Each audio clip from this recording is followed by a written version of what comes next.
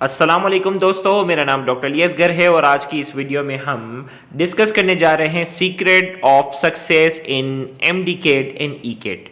आज की इस वीडियो में हम ये डिस्कस करने जाएंगे कि एमडीकेट के एग्ज़ाम में किस तरीके से कामयाबी हासिल की जा सकती है और ईकेट के एग्ज़ाम में किस तरीके से कामयाबी हासिल की जाती है।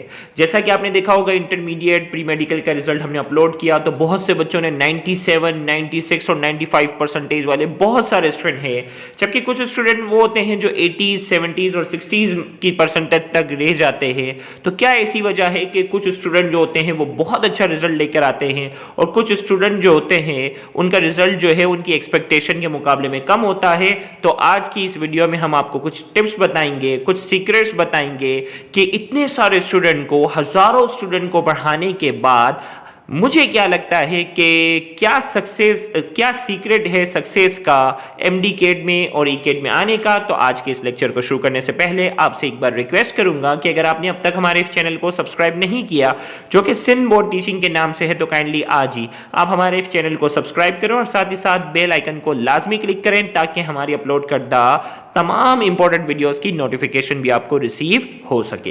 तो आइए हम स्टार्ट करते हैं secret of success in MDCAT and ECAT. हजारों स्टूडेंट को पढ़ाने के बाद मेरा एक्सपीरियंस क्या कहता है कि क्या ऐसी वजह है कि एमडीकेट में कुछ बच्चे बहुत अच्छा स्कोर लेकर आते हैं और कुछ बच्चों का स्कोर जो है वो बहुत कम आता है। तो आज की इस वीडियो में इस पूरे सीक्रेट को हम डिस्कस करने जा रहे हैं, तो इस वीडियो को एंड तक आपने लाजमी सुनना है। याद रखिएगा, ये वीडियो आपके लिए बहुत ज़्यादा मददगार साबित हो सकती है।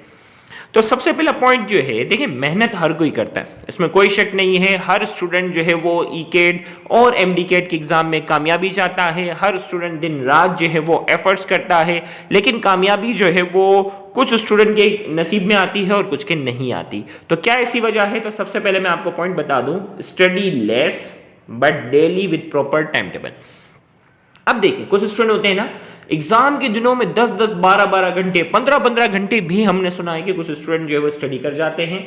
तो याद रखिएगा, इससे जो है वो आपको बहुत ज़्यादा स्ट्रेस क्रिएट हो जाएगा। हमारा दिमाग जो है, अल्लाह ताला ने हमारे ब्रेन की जो कैपेसिटी रखी है, लर्निंग कैपेसिटी की मैं बात कर रहा हूँ, लर्निंग कैपेसिटी जो है वो हर इंसान के दिमाग की एक लिमिटेड है। तो काइंडली आप उसको इतना इस्तेमाल करें जितना इस्तेमाल करने के लिए हमारे अल्लाह ने हमारे दिमाग को जितना बनाया। जैसे अगर एक गाड़ी है जिसको अगर आप एक दिन में फॉर एग्जांपल उसको जो है वो 15 घंटे तक अगर यूज़ करते हो और उसे आराम नहीं देते हो, तो क्या होगा? उसका इंजन गर्म हो जाएगा और उस गाड़ी के खराब होने के चांसेस जो होंगे वो बहुत ज़्यादा होंगे। लेकिन अगर आप उस गाड़ी को बिल्कुल भी इस्तेमाल ना करें, महीनों तक वो खाली ऐसी पड़ी रहे, तब भी खराब होने के चांसेस हैं। तो ना ऐसा भी नहीं है कि बिल्कुल आराम दे दें, बिल्कुल महीनों तक स्टडी ना करें तो भी जंग लग जाएगा। इसी तरीके से घंटों घंटों तक जो है वो 15-15 घंटे दिन में स्टडी कर लें तो भी आपके ब्रेन में स्ट्रेस बढ़ेगा, आपके लर्निंग कैपेसिटी जो होगी बल्कि और खराब हो जाएगी। तो एक टिप मैं आपको देना चाहूँगा, स्टडी लेस, रोज पढ़ें, थोड़ा पढ़ें, मुस्तकिल आपने जो है वो क्या करनी है, स्टडी करनी है। एक प्रॉपर टाइम टेबल बना ले कि भाई दिन में मुझे 2 घंटे एमडीकेट की तैयारी करनी है, क्योंकि बोर्ड एग्जाम भी है, कॉलेज भी है, कोचिंग भी है, सब चीज़ों को क्या करना होता है, आपने जो है वो मैनेज करना होता है। तो एक प्रॉपर आपने जो है वो टाइम टेबल बनाकर रख देना है कि भाई इस टाइम टेबल के मुताबिक मुझे डेली स्टडी करनी है। और अगर आपको लगता है डेली स्टडी नहीं, संडे अगर आप ऑफ लेना चाहते हैं ले सकते हैं, लेकिन हफ्ते में 6 दिन तो बाकायदगी से स्टडी करें। हफ्ते में 6 दिन बाकायदगी से आप क्या करें, स्टडी करें प्रॉपर टाइम टेबल के मुताबिक, ना कि आप एक दिन में अचानक से जो है वो 10-10 घंटे स्टडी करें। दूसरा मैं आपको बताऊं, लेस पैनिक मोर प्लानिंग। पैनिक ज़्यादा क्रिएट ना करें। जैसे हमने सीनियर से सुना है कि सर पीएमसी वाले जो हैं वो आउट ऑफ सिलेबस एमसीक्यू दे देते हैं, पीएमसी वाले जो है वो सिंध बोर्ड से ज़्यादातर सवाल नहीं दे रहे, वो तो फेडरल बोर्ड से सवाल दे रहे हैं। हमने सुना है कि लॉजिकल रीजनिंग की जगह जो है वो जनरल नॉलेज के सवाल भी वो दे रहे हैं, और लॉजिकल रीजनिंग के जो सवालात हैं वो भी अजीब व गरीब सवालात थे, आउट ऑफ कोर्स सवालात थे। तो भाई ये चीज़ें पहले से पता है ना, आपको पहले से पता है कि पीएमसी अपना जो सिलेबस देता है उस सिलेबस को 100% फॉलो नहीं करता। आउट ऑफ सिलेबस चीज़ें वो देगा, आउट ऑफ कोर्स भी देगा। अब आपने प्लानिंग करनी है अभी से, आपके पास बहुत सारे महीने हैं, आपने अभी से प्लानिंग करनी है कि भाई आउट ऑफ कोर्स जो सवालात थे वो किस तरह के थे, आउट ऑफ सिलेबस जो सवालात थे वो किस तरह के थे। तो वो सारे सवालात आपने देखने हैं, ग्रुप में हर किसी ने जो वो डिस्कशन में शामिल किए होते हैं। आपने प्लानिंग करनी है कि उन एक्स्ट्रा कोर्स के सवालात, आउट ऑफ कोर्स सवालात की तैयारी आपने कैसे करनी है। इसी तरीके से जो है वो एक्स्ट्रा सिलेबस से हटकर जो सवालात पीएमसी देता है उसकी तैयारी आपने कैसे करनी है, ये सारी प्लानिंग आपने करनी है। पैनिक कम, प्लानिंग ज़्यादा। कॉपी पे लिखो, एक कॉपी पे प्लानिंग में लिखो कि भाई लास्ट टाइम पीएमसी के एग्जाम में अपेयर होने वाले स्टूडेंट को क्या क्या मुश्किलात हुई थी, और अगर आप दे चुके हो और इस साल दोबारा देना चाहते हैं तो भी प्लानिंग में लिखें कि क्या क्या आपकी खामियां थी, क्या क्या पीएमसी से आपको शिकायत थी, उस शिकायत का हल क्या है वो आपने तलाश करना है। Less panic, more practice. Panic आपने जो है वो कम करना है, प्रैक्टिस ज़्यादा करनी है। अब आपको पता चल गया है ना कि पीएमसी ने किस तरह के लॉजिकल रीजनिंग क्वेश्चन दिए थे, पीएमसी ने जो है वो किस तरह के जो है वो सवालात दिए थे, आउट ऑफ कोर्स सवालात कौन कौन से थे। तो उन सवालात को पहले तो प्लानिंग करनी है, प्लानिंग के बाद फिर क्या करना है, अभी से, गौर से सुनिएगा, अभी से आप उसको प्रैक्टिस में लाएंगे तो आप मेंटली तौर पर प्रिपेयर हो चुके होंगे कि भाई ये उस तरह का एग्जाम है, ये उस तरह का एग्जाम है जिसमें आउट ऑफ कोर्स भी सवालात हैं। आप मेंटली अपने आप को जो है वो इस चीज़ के लिए प्रिपेयर कर लें। चौथी टिप मैं आपको दूंगा, फोर्थ टिप जो मेरी नज़र में है, देखिए हर कोई टिप जो है वो अलग अलग देता है, लेकिन मैं अपने एक्सपीरियंस की बेस पर आपको सिर्फ गाइड करना चाह रहा हूं कि अगर आप इन चीज़ों को अगर फॉलो कर लेंगे तो इंशाल्लाह मुझे उम्मीद है कि आप बहुत एक्स्ट्रा ऑर्डिनरी स्कोर करके लाएंगे। Do not just study solo. कुछ लोगों की स्टडी की आदत जो होती है वो क्या है, अकेले स्टडी करना, अकेले रूम में बंद हैं बस सारा दिन पढ़ते। नो, ग्रुप डिस्कशन, आपने ग्रुप डिस्कशन करना है। एक कहावत सुनिए ना, 1 और 1 11। दो लोग मिल जाते हैं, वो 1 और 1, 2 मिल जाते हैं, 11 हो जाते हैं। अब आपने जो है वो स्टडी जो है वो कोशिश करें अकेले ना करें, ग्रुप डिस्कशन करें। अब सवाल है, स्टूडेंट कहेंगे सर ग्रुप डिस्कशन किसके साथ करें, तो इसके लिए भी मैं आपको टिप दूंगा, अपने से बहुत ज्यादा इंटेलिजेंट स्टूडेंट के साथ ग्रुप स्टडी ना करें और अपने से बहुत ज्यादा डल स्टूडेंट के साथ भी जो है वो ग्रुप स्टडी ना करें।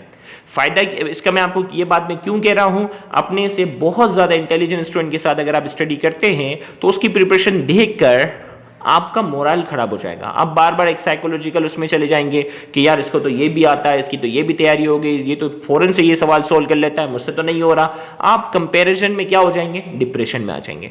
और अपने से अगर बहुत ज्यादा डल स्टूडेंट के साथ अगर स्टडी करेंगे तो आपकी अपनी स्टडी डिस्टर्ब होगी। आप आगे चैप्टर के आगे बढ़ना चाहोगे तो वो बेचारा जो है उसने पिछला ही नहीं पढ़कर आया होगा, तो आपका पूरा टाइम टेबल ये स्केड्यूल क्या करेगा, जो है वो जाया करेगा। तो मैं आप अपनी फ्रीक्वेंसी वाले बंदे को तलाश करें, किससे आपकी मेंटल कैपेबिलिटी मैच करती है, कौन आपके लेवल पर आता है और आपको लगता है कि किसके साथ ग्रुप डिस्कशन करने से आपको फायदा होगा। और ग्रुप डिस्कशन जरूरी नहीं है फिजिकल हो, ग्रुप डिस्कशन आप दो अपना व्हाट्सएप ग्रुप बना लें, दोनों व्हाट्सएप पे एक दूसरे को जो है वो डिसाइड कर लो कि भाई रोजाना तुम 3 नई बातें मुझे, तुम बायोलॉजी की बताओगे और मैं 3 नई बातें तुम्हें केमिस्ट्री की बताऊंगा। वो हम तीनों बातें अहद करते हैं कि हम वो याद कर लेंगे। समझ रहे बात? 3 नए सवाल जो तुम मुझे जो है वो फिजिक्स के बताओगे, 3 नए सवाल मैं तुम्हें इंग्लिश के बताऊंगा और हम अहद करते हैं कि वो सवाल हम याद करेंगे। अब सोचो पूरा साल 3-3 सवाल जो रोज जो है वो आपको ऑनलाइन मैसेजेस के थ्रू बता रहा है और आप उसको बता रहे हो, तो कितना फायदा होगा। साल के एंड पे हजारों सवाल आपको क्या हो चुके होंगे, याद हो चुके होंगे। तो ये मैं आपको सिर्फ एक एग्जाम्पल के तौर पर बता रहा हूँ। Deal with your stress. Stress आ जाता है जिंदगी में, किसको स्ट्रेस नहीं है। नाकामी जो होती है ना, एक मर्तबा अगर आपको किसी चीज में नाकामी हो गई, एमडी कैट के एग्जाम क्लियर नहीं हुआ, ये बात बिल्कुल अटल है कि आपको स्ट्रेस आएगा। अपने स्ट्रेस पर काबू करना सीखें, एक्सेप्ट करें कि अगर आपका एमडी कैट का एग्जाम इस साल क्लियर नहीं हुआ, अगले साल आपने क्लियर करना है। तो ऐसे हजारों बच्चे हैं जिनका एमडी कैट का एग्जाम जो है वो क्लियर नहीं हुआ, और वो क्या सारे के सारे हिम्मत हार कर बैठ जाएंगे? नहीं।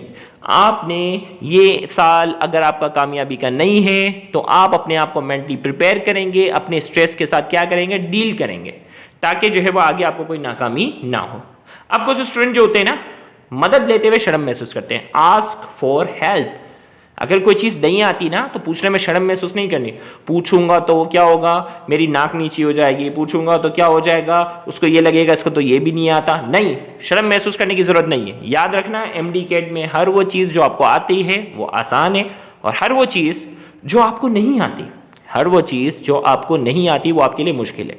तो इसीलिए याद रखना, एक सिंपल क्वेश्चन है, अगर किसी फिजिकल क्वांटिटी की यूनिट पूछी गई और अगर आपको उसकी यूनिट याद है और आपने सही मार्क कर ली तो वो सवाल आपको आता है। बहुत ही बच्चों वाला सवाल था, लेकिन अगर वो यूनिट अगर आपको नहीं आती तो आप कितने ही ज़हीन क्यों ना हो, वो सवाल आपका क्या होगा, गलत होगा। तो याद रखिएगा, हर वो चीज़ जो आपको आती है वो इजी है, और हर वो चीज़, हर वो एमसीक्यू जो आपको नहीं आ रहा वो आपके लिए क्या है, मुश्किल है।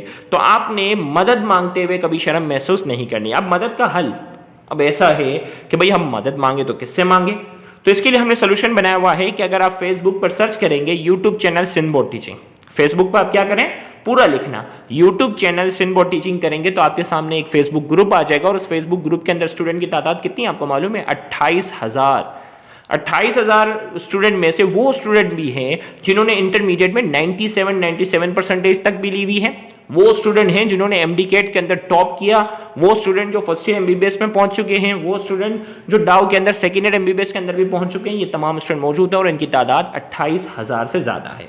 लेकिन शर्त है इस ग्रुप में आपने सिर्फ एमसीक्यू पोस्ट करना है, कोई एक्स्ट्रा बात जो है वो स्ट्रिक्टली अलाउ नहीं है। तो आपको कोई भी एमसीक्यू नहीं आता, आपको कोई भी एमसीक्यू नहीं आता तो आपके लिए एक हेल्प प्लेटफॉर्म बनाया हुआ है जिसमें स्टूडेंट एक दूसरे की मदद कर सकेंगे, आपको गाइड कर सकेंगे। तो उसमें पूरे पाकिस्तान भर से 28,000 से ज्यादा स्टूडेंट मौजूद हैं। तो आप भी इस ग्रुप का हिस्सा बन जाए। प्रैक्टिस के दौरान कोई भी एमसीक्यू समझना है आप उस ग्रुप में पोस्ट कर दें, कोई भी एमसीक्यू आपको कंफ्यूज कर रहा है आप उस ग्रुप में क्या करते हैं, पोस्ट कर दें। लेकिन शर्त है एक साथ ऐसा ना हो कि 20-20 सवाल पोस्ट कर लो, तो कोई भी इतना फारिग नहीं है। स्टूडेंट कुछ बेवकूफ़ी क्या करते हैं, एक साथ 20 एमसीक्यू के स्क्रीनशॉट लिए, ये दिन भर में मुझे समझ नहीं है, एक साथ पोस्ट कर दिया। तो अब कोई भी इतना फारिग नहीं बैठा हुआ कि आपके 20 सवाल के एक साथ जवाब दे, नहीं, एक एक करके 20 सवाल पोस्ट कर लो। समझ रहे बात, एक ही पोस्ट में आप 20 सवाल पोस्ट करोगे तो क्या होगा, कोई भी देखेगा उसको सुस्ती हो जाएगी कि यार 20 सवाल के जवाब कौन देगा। लेकिन अगर आप एक एक करके 20 सवाल पोस्ट कर लोगे तो किसी एमसीक्यू का आंसर अली ने दे दिया, तो किसी एमसीक्यू में मदद अहमद ने कर दी, किसी एमसीक्यू में जो दानिश ने मेरी मदद कर दी, ऐसे करके आपको एक एक एमसीक्यू करके उन तमाम 20 सवालात के आपको जवाब मिल जाएंगे। तो इसीलिए कोशिश किया करो एक साथ इतने सारे एमसीक्यू पोस्ट ना करें, एक एक करके पोस्ट किया करें ताकि आपको डेली बेसिस पर जो जो एमसीक्यू में आपकी मुश्किलात होगी वो आपकी मदद करेंगे। गेट प्लेंटी ऑफ स्लीप, याद रखिएगा अक्सर स्टूडेंट जो है वो स्टडी के डेज में जो है वो नींद अपनी क्या कर लेते हैं, खराब कर देते हैं। याद रखिएगा आपकी मेमोरी जो है वो आपकी अच्छी नींद पर डिपेंड करती है। आपकी नींद अगर अच्छी होगी, स्लिप आपकी बहुत अच्छी होगी तो आपकी मेमोरी स्ट्रांग रहेगी, आपकी डिसीजन मेकिंग जो होगी वो बहुत अच्छी होगी। तो इसीलिए अपनी स्लिप को कभी कॉम्प्रोमाइज मत करना। अब ऐसा भी नहीं कि 24 घंटे में 15 घंटे सोते रहो, नो, डेली 8 आवर, ये आपकी जो है वो मैक्सिमम स्लीप आवर्स हैं। 8 घंटे से ज़्यादा आपने नहीं सोना, ज़्यादा से ज़्यादा 9 घंटे कर लो, चलो 8 to 9 आवर्स से ज़्यादा आपने नहीं सोना। इतनी स्लिप आपने हर हाल में जो है वो मेंटेन रखनी है। स्टूडेंट लाइफ में स्लिप जो होती है वो बहुत ज़्यादा, नींद जो होती है वो बहुत ज़्यादा अहमियत रखती है। Take care of your physical and mental health, याद रखिएगा आपने अपनी सेहत का जो है वो प्रिपरेशन के दौरान, एमडीकेट प्रिपरेशन के दौरान आपने अपनी सेहत का जो है वो बहुत ज़्यादा ख्याल रखना है। अब सेहत का मतलब यही बच्चे समझते हैं नज़ला, जुकाम, खांसी, ये चीज़ ना हो, no, this is physical health.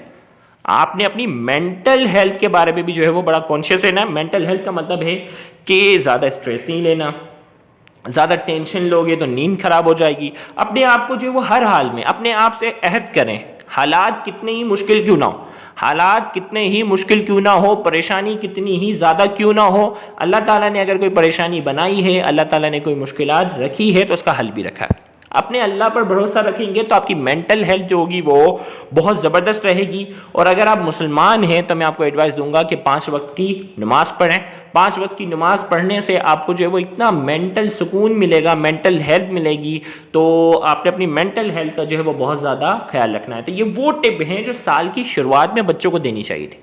ये वो टिप हैं जो अभी से 2022 में जो बच्चे अपीयर होंगे ना सितंबर और अक्टूबर में, उनको तकरीबन 7-8 महीने पहले मैं आपको ये टिप बता रहा हूँ। इस पर अगर आप अमल करेंगे, इसी बेस पर आप अपनी प्लानिंग शुरू कर देंगे तो इंशाल्लाह मैं समझता हूँ कि अगले साल वो बच्चे जिन्होंने बहुत अच्छा एमडीकेट का स्कोर किया है, आप भी उन बच्चों में क्या हो जाएंगे, शामिल हो जाएंगे। उम्मीद करते हैं कि आज की ये टिप आपके लिए जो है वो बहुत ज़्यादा मददगार साबित होगी। इंशाल्लाह मज़ीद हम वफ़े से आपको मोटिवेशनल वीडियोज़ जो है वो प्रोवाइड करते रहेंगे ताकि आपकी मेंटल, देखिए मोटिवेशनल वीडियो का आपको फ़ायदा बताए क्या होता है, आपकी मेंटल हेल्थ जो होती है वो स्ट्रांग होती है।